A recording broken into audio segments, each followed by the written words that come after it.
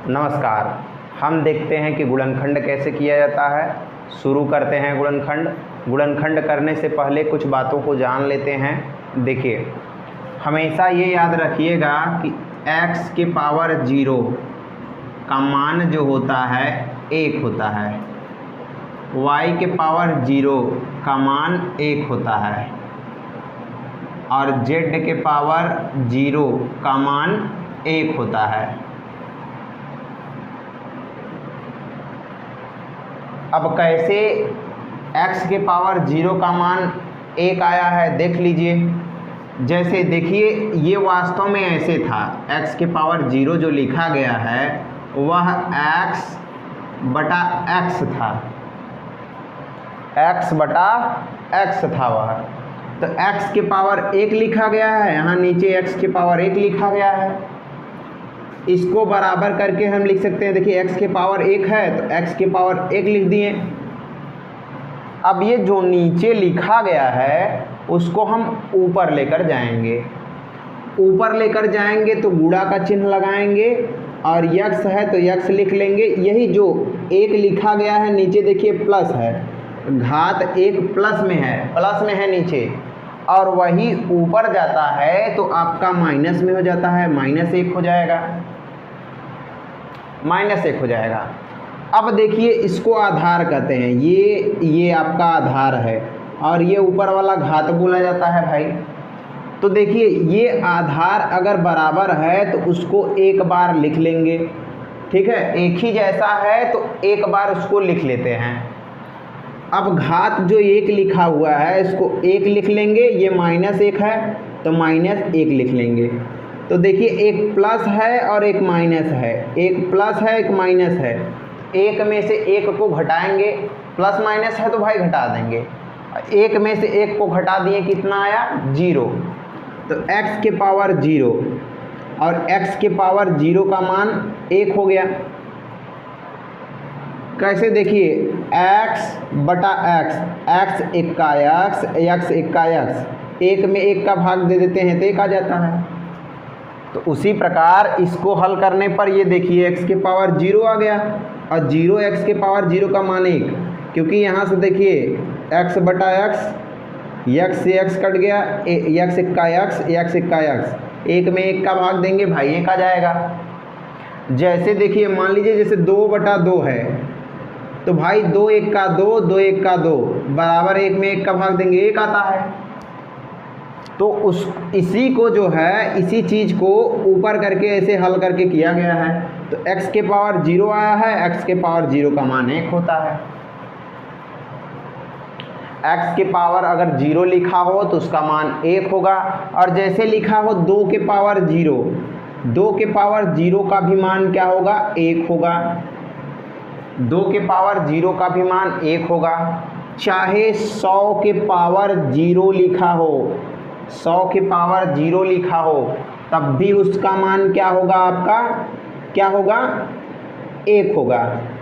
100 के पावर 0 का मतलब है कि 100 बटा 100, 100 बटा 100 है, यानी 100 1 का 100, 100 1 का 100, 1 में 1 का भाग देंगे भाई 1 आ जाएगा कि नहीं आएगा? 100 के पावर 0 का मतलब। अब देखिए, जैसे लिखा गया है 1000 के पावर 0, तो इसका भी मान क्या होगा? 1 होगा, क्योंकि देखिए 1000 बटा 1000, तो 1000 1 का 1000, 1000 1 का 1000, 1 में 1 का भाग देंगे 1 हो जाएगा आपका। तो ये आपको हमेशा याद रखना है। अब चलते हैं, इसको गुणनखंड करते हैं। तो देखिए, गुणनखंड करते समय हमेशा याद रखना चाहिए, जो किनारे वाली संख्या लिखी गई है लास्ट में, हमेशा देखिए लास्ट में ये 24 लिखा हुआ है और इसके बगल में प्लस लिखा हुआ है भाई।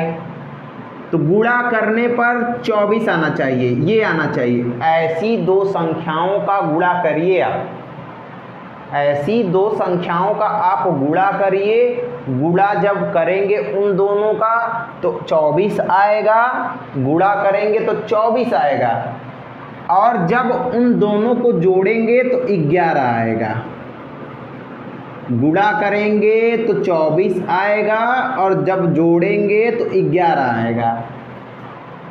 तो भाई कैसे पता करेंगे कि वो दो कौन सी संख्याएं हैं? तो सबसे पहले जो किनारे होता है, लिखा गया होता है ना, उसका हम गुणनखंड करते हैं। अगर जो कोई शुरू में सीख रहा है तो पहले वह गुणनखंड करके करेगा, जब उसको भाई आ जाएगा तब डायरेक्ट करेगा। पहले हम देखते हैं 24 का क्या करेंगे, गुणनखंड करेंगे। 24 का गुणनखंड करते हैं। देखिए 24 का गुणनखंड कर लीजिए। 2 एका 2, 2 दूना 4, 2 छका 12, 2 तिया 6, 3 एका 3। अब ये आपका गुणनखंड आया हुआ है। तो देखिए यहाँ पे 2 दूना 4 और 4 दूना 8, इन तीनों का गुणा कर दे। देखिए 2, ध्यान से देखिए 2, फिर है नीचे 2, फिर 2, फिर 3, गुणनखंड यही है 24 का। तो भाई यहाँ पे गुणा देखिए, गुणा 2 दूना 4, 4 दूना 8, 8 आ गया। अब ये 3 है तो 8 में 3 का गुणा करेंगे भाई तो क्या आ जाएगा, 24 आ जाएगा। और 8 में अगर 3 को हम जोड़ेंगे तो 8 और 3 जोड़ेंगे तो 11 हो जाएगा। देखिए गुणा करने पर जो है 24 आ गया। दो संख्या मिल गई हमको कि 8 त्रिक 24 और 8 में 3 को जोड़ दिए तो 11 हो गया। 8 में 3 का गुणा कर दिए तो 24 हो गया। भाई गुणा करने पर हमको 24 मिलना चाहिए, गुणा करने पर 24 आ गया और जो है इन्हीं दो संख्याओं को जोड़ना था, जोड़ने पर 11 आ गया। तो अब क्या करेंगे आप, देखिए एक्स स्क्वायर लिखा है तो लिख लेंगे, यहाँ पे माइनस लिखा है तो माइनस लिख लेंगे। अब 11 को हम क्या लिख सकते हैं, यहाँ पे देखिए 11 को हम लिख सकते हैं 8 प्लस 3 और ये x बाहर है तो x बाहर हो जाएगा। अगर जब भी छोटा कोष्टक ये लग जाए, छोटा कोष्टक जब भी ये लग जाए तो समझ जाइए कि उसको उसके अगल बगल जो संख्या या कुछ भी लिखा हुआ है एक्स वाई जेड में वो गुणा में होता है, वो गुणा में होता है आपका। अब देखिए प्लस है तो प्लस 24 को क्या लिख सकते हैं हम, 8 गुणे 3, 8 गुणे 3, 24 को लिख सकते हैं 8 गुणे 3। अब देखिए यहाँ पे एक्स स्क्वायर है, एक्स स्क्वायर कर देंगे। यहाँ देखिए 8 के बगल में प्लस है, 8 के बगल में प्लस है, कोष्टक के अंदर है तो 8 के बगल में आपका प्लस है। तो ये देखिए कुछ भी हो कोष्टक के बाहर वो गुणा में होता है। यहाँ माइनस है तो माइनस का गुणा प्लस में करेंगे तो माइनस आता है, माइनस का गुणा प्लस में किया जाता है तो माइनस आता है। भाई देख लीजिए जैसे माइनस का गुणा जो है प्लस में जब करते हैं तो माइनस आता है और जब माइनस का गुणा माइनस में करते हैं तो प्लस आता है और प्लस का गुणा माइनस में करते हैं तो माइनस आता है और प्लस का गुणा जब प्लस में करते हैं तो भाई प्लस आता है। तो देखिए माइनस का गुणा प्लस में किए तो माइनस आ गया, इधर से चिन्ह का गुणा करेंगे अंदर और इधर से यक्स का गुणा करेंगे तो 8 में जो है यक्स का गुणा करिए तो 8 यक्स मिल जाएगा आपको।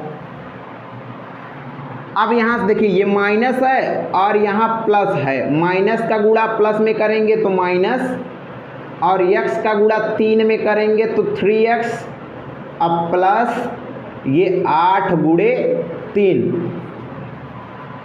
अब दो ठो लेंगे और उसमें उभयनिष्ठ देखेंगे, कॉमन देखेंगे कि उन दोनों में कुछ मिल रहा है कि नहीं मिल रहा है। जो चीज़ मिलता होगा उसी चीज़ को निकाल लेंगे, छोटा कोष्टक लगा के बाहर निकाल लेंगे।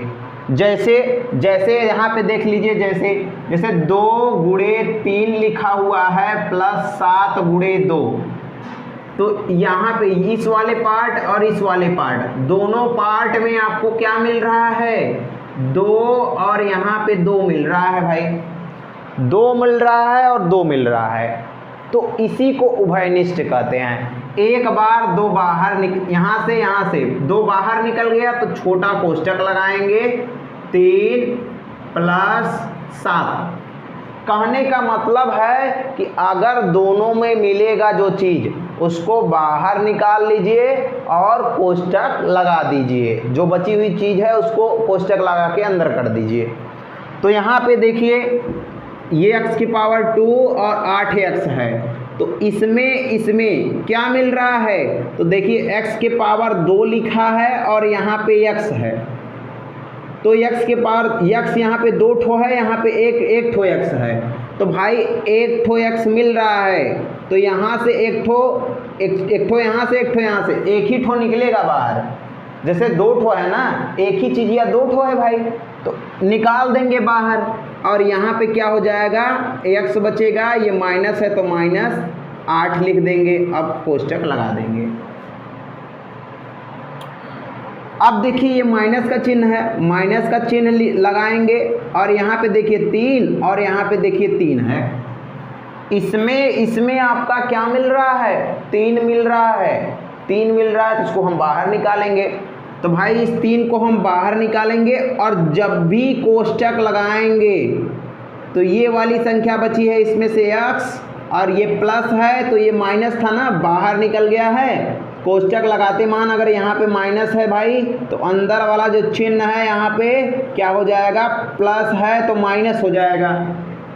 भाई देखिए ये प्लस था तो माइनस हो जाएगा, ये यहाँ से इसमें से 3 निकल गया तो यहाँ 8 बचेगा। अब देखिए 2 पार्ट हो गया, एक पार्ट ये है आपका, एक पार्ट ये है। तो इन दोनों में क्या मिल रहा है, इन दोनों में देखिए x - 8 और x - 8, या इसमें भी x - 8, इसमें भी x - 8 मिल रहा है। तो एक बार लिखेंगे हम x - 8 और फिर छोटा कोष्टक लगाएंगे, ये यहाँ पे x बचा हुआ है, x लिखेंगे और ये आपका -3 लिख देंगे। भाई ये जो आपका मिला हुआ है यही आपका क्या है, गुणनखंड है। इसी को गुणनखंड कहते हैं, यानी इसका जो है इसका ये गुणनखंड कहलाता है। उम्मीद करते हैं कि आपको समझ में आया होगा। आपको न समझ में आए तो धैर्य बनाए रखिए, इसको बार बार देखिए, बार बार रिपीट करके देखिए। ना समझ में आए तो भाई कमेंट नीचे कमेंट करके बता सकते हैं, फिर से मैं रिपीट करके जो है बताऊंगा।